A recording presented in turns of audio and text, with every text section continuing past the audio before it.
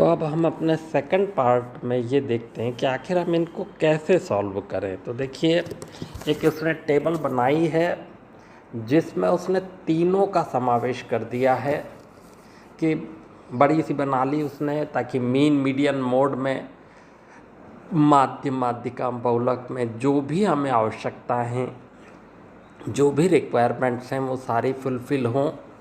जैसे पहले तो देखिए, जो हमें टेबल दी गई थी वो लिखी गई है, मंथली कंजम्पशन इन यूनिट्स और नंबर ऑफ़ कंज्यूमर्स ये हमको दी गई थे कि 65 से 85 के बीच में 4 है, 85 से 105 है। ये सब हमने एक टेबल में ऐसा वर्टिकल बना के लिख दिया।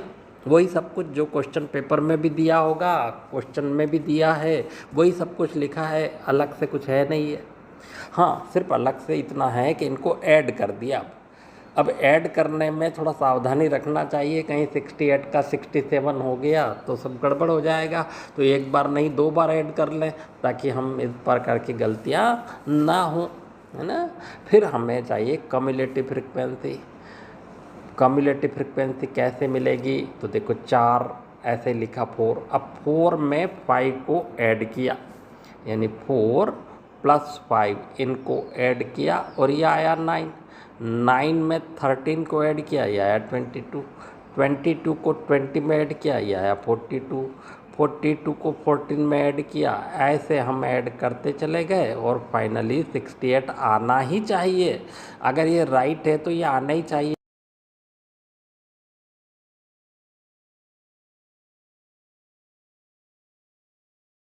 ये डाटा सेम आएंगे, ठीक है। अगर सेम नहीं आ रहे हैं तो इसका मतलब हमने कहीं ना कहीं दोनों प्लेस में, एक प्लेस पर कहीं गड़बड़ करी है, उसे सुधार लो, अभी भी मौका है ना।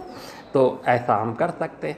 अब हमें क्या है कि मिड निकालना, तो मिड इंटरवल निकाल लिया हमने, 65 85 के बीच में, 75 85 105 के बीच में ऐसे, और हमने 135 को एज्यूम मीन, काल्पनिक मान लिया है कि वो काल्पनिक मान है। फिर हमने यू आई निकाला। यू आई के लिए मैंने आपको बताया था कि जो भी आपका इमेजिन वैल्यू उसके सामने 0 लिख दे, ऊपर -1 -2 -3 और नीचे +1 +2 +3, और कुछ होता तो -4 +4 -5 +5, ऐसे हम लिखते चले जाते, ठीक है।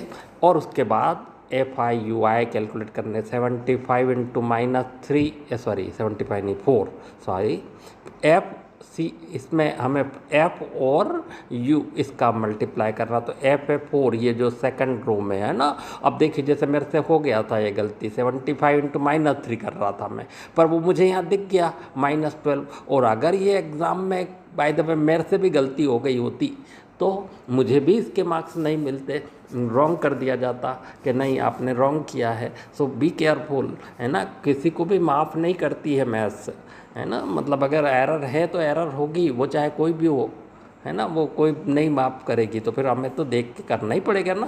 4 × -3 -12, 5 × -2 -10, 13 × -1 -13, ऐसे ही सब की वैल्यू आ गई। फिर हमने क्या किया, फिर हमको सिर्फ इतना सा कि नेगेटिव वाले अलग ऐड कर लिए और पॉजिटिव वाले अलग कर लिए, और फिर